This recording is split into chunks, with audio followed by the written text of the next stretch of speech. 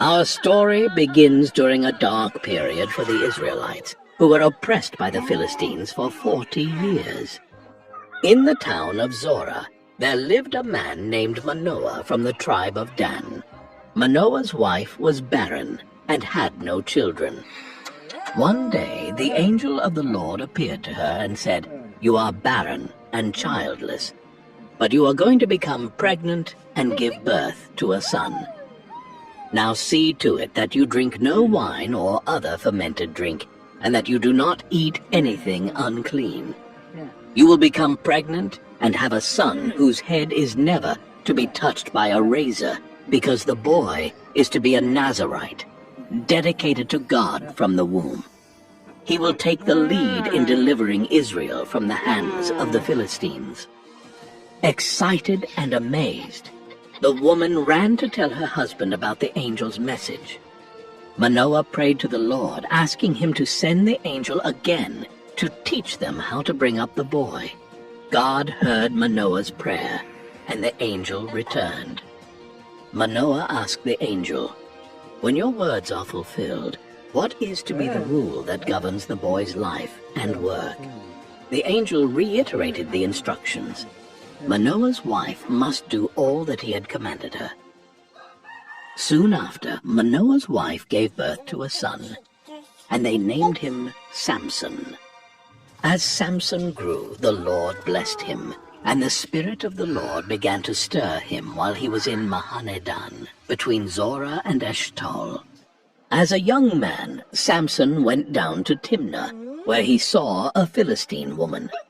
He returned home and told his parents, "I have seen a Philistine woman in Timnah. Now get her for me as my wife." His parents were dismayed that he wanted to marry a Philistine, asking, "Isn't there an acceptable woman among your relatives or among all our people? Must you go to the uncircumcised Philistines to get a wife?"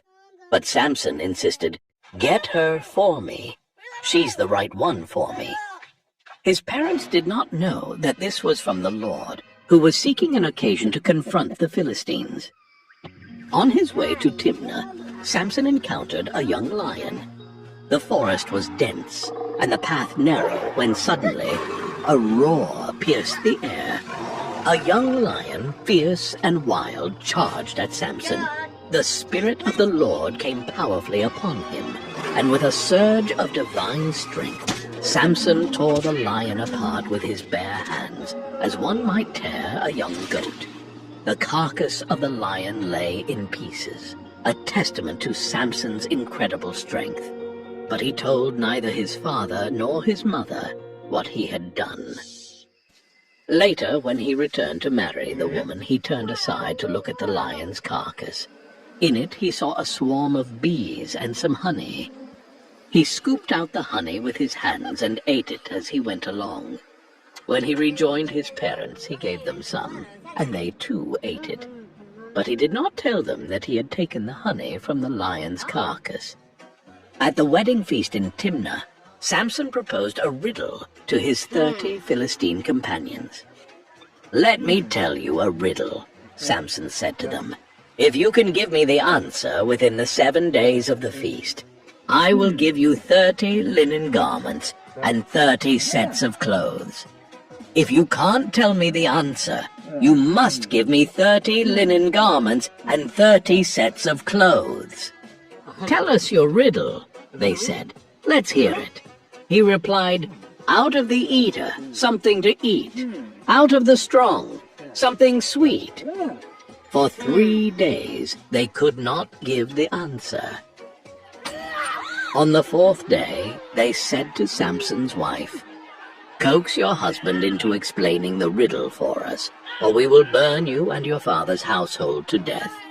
Did you invite us here to steal our property?" Then Samson's wife threw herself on him, sobbing, "You hate me. You don't really love me. You've given my people a riddle, but you haven't told me the answer." "I haven't even explained it to my father or mother," he replied. "So why should I explain it to you?" She cried the whole 7 days of the feast. So on the 7th day, he finally told her because she continued to press him. She in turn explained the riddle to her people. Before sunset on the 7th day, the men of the town said to him, "What is sweeter than honey? What is stronger than a lion?" Samson said to them, "If you had not plowed with my heifer, you would not have solved my riddle."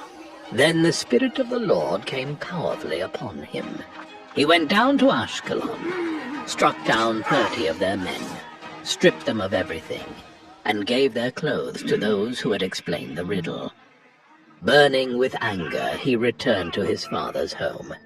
And Samson's wife was given to one of his companions who had attended him at the feast. Later on, during the wheat harvest, Samson took a young goat and went to visit his wife.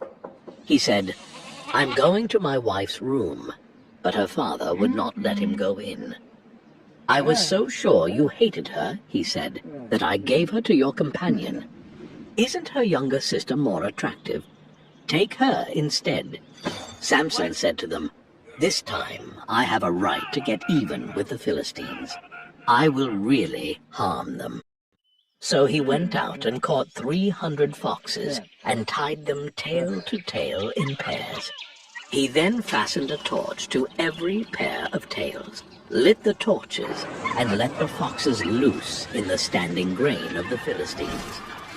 Fields were ablaze. The smell of burning crops filled the air, and the cries of the Philistines echoed as their livelihood went up in flames. He burned up the shocks and standing grain together with the vineyards and olive groves.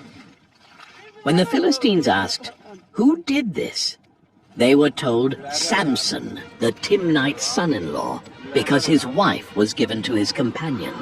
So the Philistines went up and burned her and her father's house down. Samson said to them, "Since you've acted like this, I swear that I won't stop until I get my revenge on you." He attacked them viciously and slaughtered many of them. Then he went down and stayed in a cave in the rock of Etam.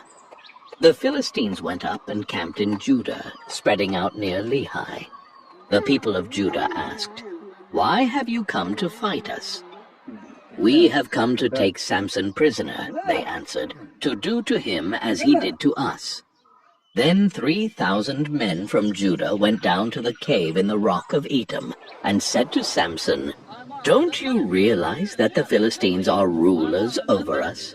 What have you done to us?" He answered, "I merely did to them what they did to me." They said to him, "We've come to tie you up and hand you over to the Philistines." Samson said, "Swear to me that you won't kill me yourselves." "Agreed," they answered. "We will only tie you up and hand you over to them. We will not kill you." So they bound him with 2 new ropes and led him up from the rock. As he approached Lehi, the Philistines came toward him shouting. The Spirit of the Lord came powerfully upon him. The ropes on his arms became like charred flax, and the bindings dropped from his hands. Finding a fresh jawbone of a donkey, he grabbed it and struck down 1,000 men. The ground was littered with the fallen, Samson standing tall, bloodied but victorious, the jawbone clutched in his hand. Then Samson said, "With a donkey's jawbone I have made donkeys of them. With a donkey's jawbone I have killed 1,000 men." When he finished speaking, he threw away the jawbone, and the place was called Ramath Lehi. Because he was very thirsty, he cried out to the Lord, "You have given your servant this great victory. Must I now die of thirst and fall into the hands of the uncircumcised?" Then God opened up the hollow place in Lehi, and water came out of it. When Samson drank, his strength returned, and he revived. So the spring was called Enhakkore, and it is still there in Lehi. One day, Samson went to Gaza, where he saw a beautiful woman. He went in to spend the night with her. The people of Gaza were told, "Samson is here." So they surrounded the place and lay in wait for him all night at the city gate. They made no move during the night, saying, At dawn we'll kill him." But Samson lay there only until the middle of the night. Then he got up and took hold of the doors of the city gate, together with the 2 posts, and tore them loose, bar and all. He lifted them to his shoulders and carried them to the top of the hill that faces Hebron. The sheer power required to uproot and carry city gates was a display of Samson's incredible strength and defiance. Some time later, he fell in love with a woman in the valley of Sorek, whose name was Delilah. The rulers of the Philistines went to her and said, "See if you can lure him into showing you the secret of his great strength, and how we can overpower him so we may tie him up and subdue him. Each one of us will give you 1,100 shekels of silver." So Delilah said to Samson, "Tell me the secret of your great strength, and how you can be tied up and subdued." Samson answered her, "If anyone ties me with 7 fresh bowstrings that have not been dried, I'll become as weak as any other man." Then the rulers of the Philistines brought her 7 fresh bowstrings that had not been dried, and she tied him with them. With men hidden in the room, she called to him, "Samson, the Philistines are upon you!" But he snapped the bowstrings as easily as a piece of string snaps when it comes close to a flame.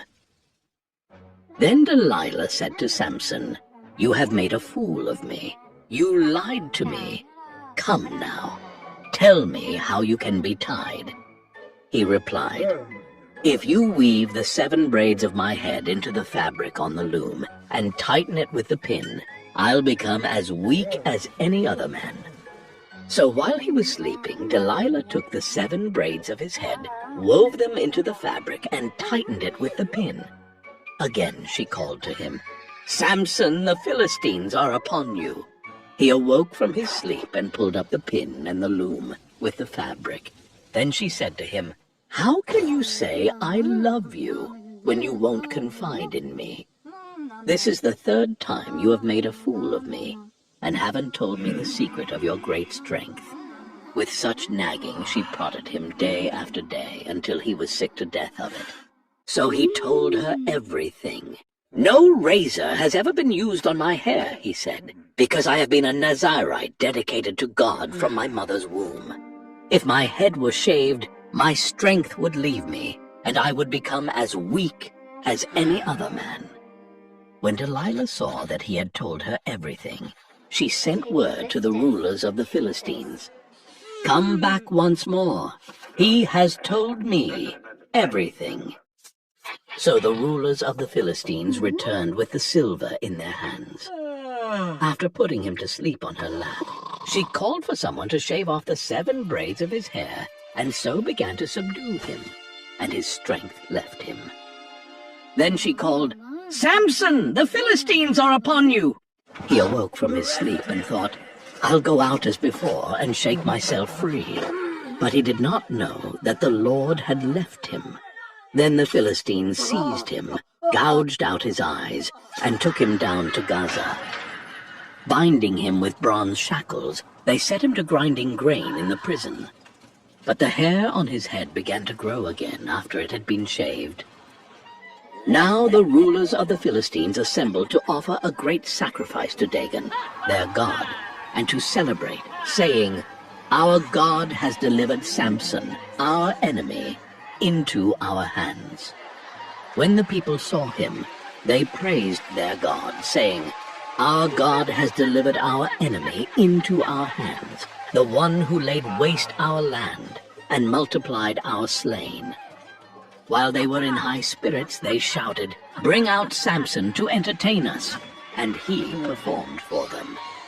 When they stood him among the pillars, Samson said to the servant who held his hand, "Put me where I can feel the pillars that support the temple, so that I may lean against them." Now the temple was crowded with men and women. All the rulers of the Philistines were there, and on the roof were about 3,000 men and women watching Samson perform. Then Samson prayed to the Lord, "Sovereign Lord, remember me. Please, God, strengthen me just once more, and let me with one blow get revenge on the Philistines for my 2 eyes."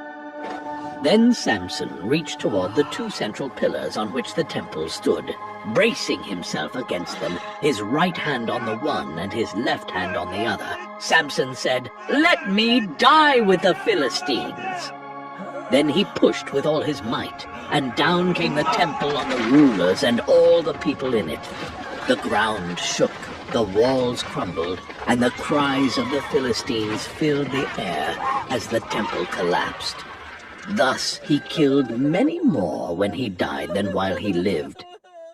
Then his brothers and his father's whole family went down to get him. They brought him back and buried him between Zorah and Eshtaol in the tomb of Manoah his father. He had led Israel 20 years. The life of Samson is a powerful reminder of how God can use even flawed individuals to accomplish his purposes. Samson's extraordinary strength was matched only by his human weaknesses. Yet, in the end, he fulfilled his divine mission. Through his life, we learn about the importance of faith, the dangers of temptation, and the ultimate sovereignty of God's will. Do you want your children and other families around the world to learn the Bible through animated movies? Then here's your chance to help make that happen. Our vision is to create full-length Bible movies that tell all the stories leading to Jesus, something mainstream media like Disney would never do. All of our content is free and available on YouTube, but ad revenue alone is not enough to support our mission. By joining our community on Patreon, we can together create these incredible films and spread the Bible stories to the next generation. In return, we offer you exclusive perks for your entire family. Thank you for being a part of this amazing mission.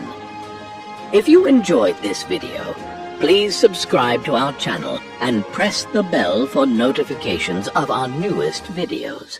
Make sure to like the video, comment your thoughts, and share it with your friends and family.